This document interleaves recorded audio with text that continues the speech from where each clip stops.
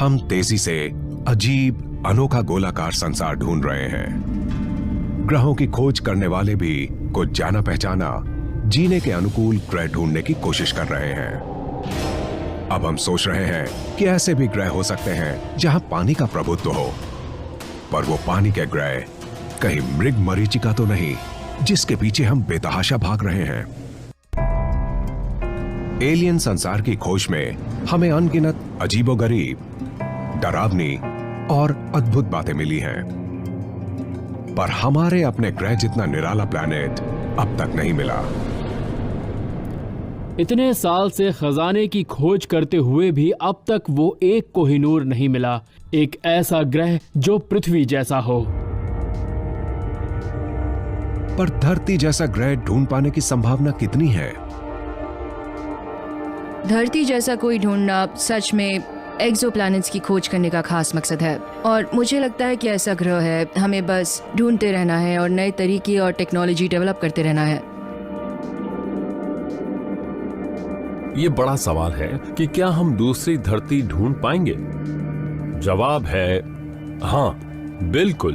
और मैं ऐसा इसलिए कह रहा हूं कि हमारी आकाश गंगा में खूब सारे प्लैनेट्स हैं। संख्या में बताऊं तो अरबों तारे होंगे जो धरती के जैसे हैं, और उन सारी कंडीशंस को मिक्स और मैच करते हुए मुझे ऐसा लगता है कि इतने ग्रहों में से कम कोई एक धरती जैसा तो जरूर होना चाहिए। अंतरिक्ष में इतने सारे ग्रह हैं तो कोई तो धरती जैसा होगा। कुछ ग्रह तो ऐसे ही मिलेंगे। हो सकता है कि कहीं धरती की बिल्कुल एग्जैक्ट रेप्लिका हो। क्या वो हमारी गैलेक्सी में होगा? शायद नहीं। और हमें अपने परफेक्शन को समझने की परिभाषा को भी थोड़ा बदलना होगा।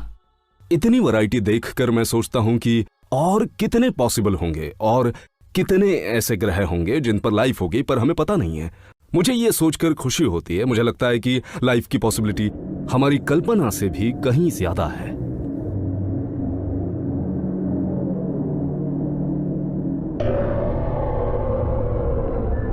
जीने के लायक परिस्थितियों वाला एक्सोप्लैनेट ढूंढ पाना भाग्य की बात है।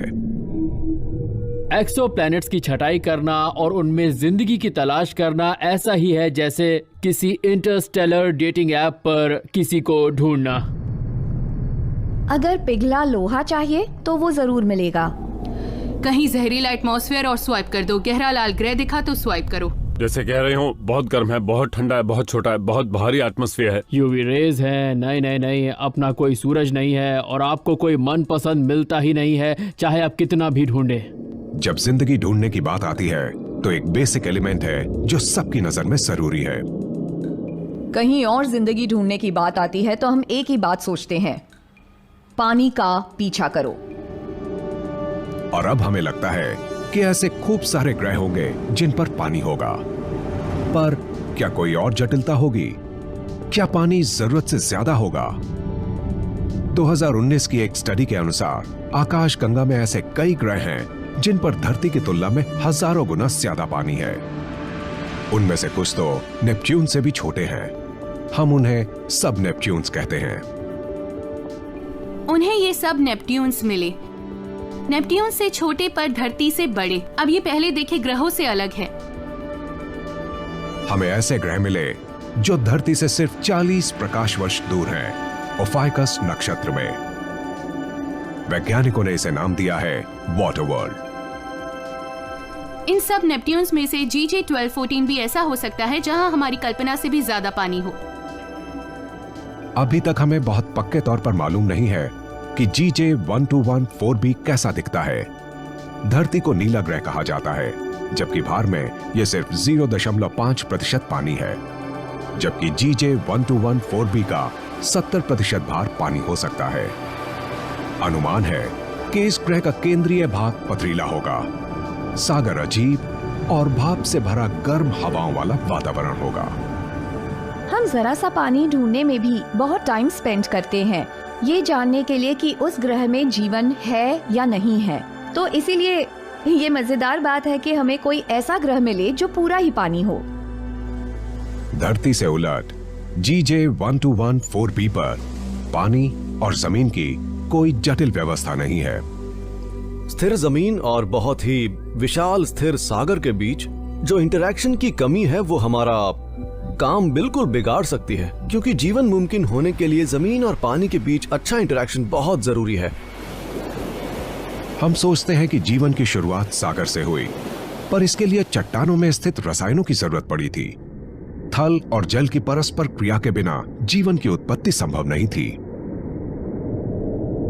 GJ1214b में न सिर्फ थल और जल का आपसी रिश्ता नहीं है, बल्कि यहां जीवन का विकास किसी और रूप में और सीमित होगा।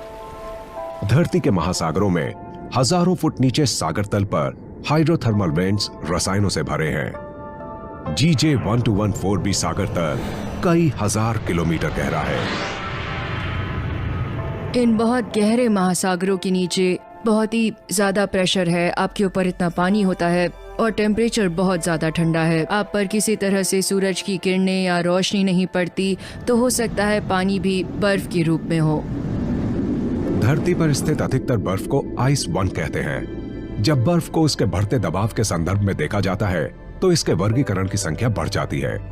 हमारा अंदाजा है कि GJ1214b पर मौजूद बर्फ आइस 7 है। ये वैसी ही बर्फ है जैसी शनि और बृहस्पति के चंद्रमाओं एनसेलेडस और यूरोपा पर हैं। GJ1214b पर उसकी बर्फ आइस 7 ने समुद्र की सतह को सील कर दिया होगा, जिससे चट्टानों से पोषक तत्व पानी में नहीं घुल पाते होंगे। हम अंतरिक्ष में पानी ढूंढ रहे थे ताकि हम एस्ट्रोबायोलॉजी को समझ पाएं, और फिर हमें ये ग्रह मिलते हैं जहां पानी इतना ज्यादा है कि जीवन पनप नहीं सकता। तो ये वैसा ही है कि कहते हैं ना, जरूरी से जरूरी चीज की भी अति बुरी होती है। हमें ऐसा ग्रह ढूंढना है जहां सही मात्रा में पानी हो और जहां जीवन के लिए आवश्यक जमीन भी। GJ1214b की खोज लगता है कोई काम नहीं आई, पर तलाश अभी जारी है।